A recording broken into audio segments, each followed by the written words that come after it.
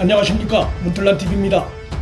홍준표 무소속 의원은 최근 자신의 페이스북에 9월이 되면 부동산 폭등으로 문재인 정권이 무너질 것이라고 예언 비슷한 발언을 한 바 있습니다. 홍 의원의 발언이 아니더라도 8월 말로 예정돼 있는 민주당 전당대회에서 누가 당대표가 되든 문재인은 9월이 되면 본격적인 위기에 직면할 것이 전망됩니다. 이낙연이 만일 당대표가 못 되면 문재인과 민주당 지지도를 떠받치고 있는 호남이 현 정권에 등을 돌릴 가능성이 높습니다. 최근 나온 한국갤럽 지지도 조사에서 문재인의 국정 지지도는 39%로 추락했는데 호남에선 69%의 지지를 받은 바 있습니다.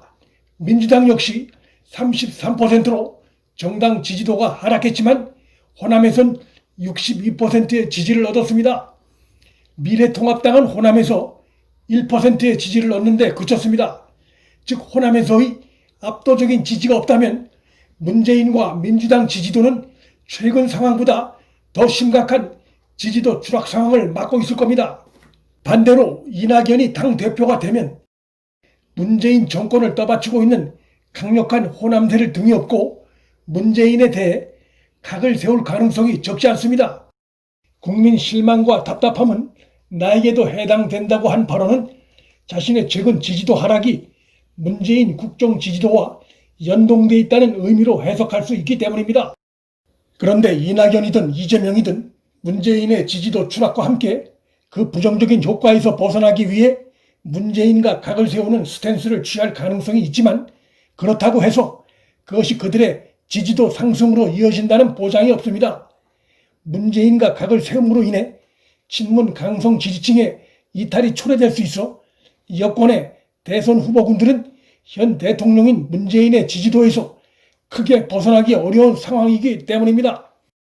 문재인 정권 지지도의 두 축이 호남 지지층과 문재인 팬덤층이라고 볼 때 이 중 문재인 팬덤층을 잃게 되면 지지도의 큰 추락이 불가피하기 때문에 결국 민주당 후보들은 문재인과 공동 운명체적 상황에 놓여 있다 할 수 있습니다. 야권엔 눈에 띄는 주자가 없고 여권 주자가 앞서고 있으니 자기 대권도 현 정권이 가져갈 공산이 큰 것 아니냐 생각할 수도 있지만 그것은 대선 구도를 잘못 읽는 것이라 할 수 있습니다. 최근 언론에 공개되고 있는 대선 지지도 관련 여론조사는 대선이란 현실을 반영한 여론조사 내용이라기보다는 비합리적인 조사 방식에 의한 비현실적인 내용들이라 할 수 있습니다. 즉 여야 대선 후보군들을 정당 구분 없이 일렬로 늘어놓고 하는 여론조사 방식은 하나의 흥미를 끌 수 있는 요소거리는 될 수 있을지언정 비현실적인 방식이라 할 것입니다. 즉 제대로 된 대선 여론조사는 여야 각 진영에서 한 명씩의 대선 후보를 비교하는 조사 단계가 될 때 비로소 현실을 제대로 반영한 대선 전망이 될 수 있다 할 것입니다. 아직은 차기 대선까지 시간이 적지않이 남아있기 때문에 지금 나오는 개인들에 대한 선호도 조사는 큰 의미가 없다고 할 수 있습니다. 이보다는 최근 나온 몇몇 여론조사에서 차기 대선에서 여당 단일 후보보다는 야당 단일 후보를 뽑겠다는 국민 지지가 더 높게 나오고 있는 점, 또한 차기 대선 관련해 현 여권의 정권 재창출보다는 정권 교체를 국민들이 더 선호하고 있다는 여론조사가 이어져 나오고 있는 점에 주목해야 합니다.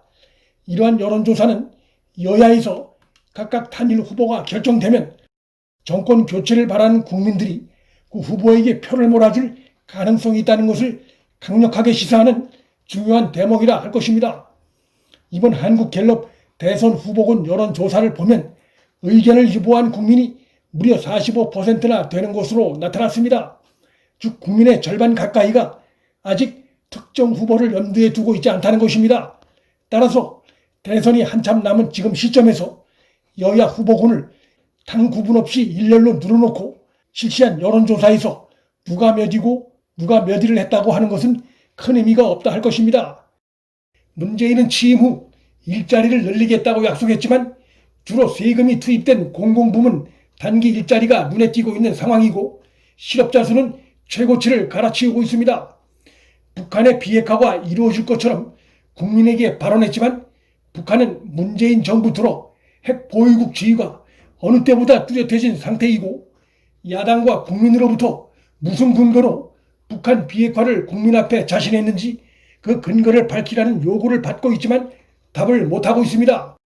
문재인이 검찰개혁을 하겠다고 약속했지만 법조계와 시민단체 등으로부터 개혁과는 반대 방향이란 비판을 받고 있으며 심지어 지검 부장검사가 자신보다 한참 상급자이자 권력 부패를 수사해온 검사장을 넘어뜨리고 폭력을 행사하는 사상 초유의 하극상 사태까지 발생했는데 검찰 개혁을 주장한다면 이런 문제는 반드시 짚고 넘어가야 하는 중대 문제일 것입니다.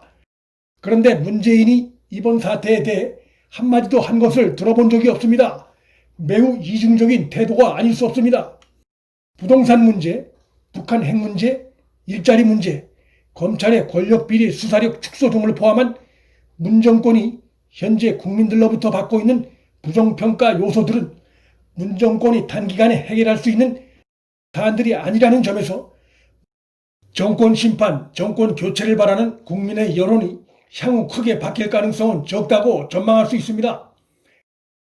지지도 추락에 몰린 문재인 정권이 광화문 거리 시위 집회를 계기로 특정 교회와 보수단체를 공격하는 것을 넘어 특히 민주당의 경우 미래통합당까지 엮어 공격함으로써 지지도 반전을 꾀하려는 무리한 움직임을 보이고 있는데 미래통합당이 결정적인 공격의 빌미를 준 것이 없어 문재인 정권이나 민주당의 시도는 실패할 수밖에 없고 지나칠 경우 역풍을 맞을 수도 있습니다. 퇴임을 앞둔 문재인이 거대한 민심의 벽 앞에서 불안해하고 초조해하는 모습입니다. 문틀란TV 여기서 마칩니다. 구독과 좋아요, 방송 공유는 방송 제작에 큰 힘이 됩니다. 시청해주셔서 감사합니다.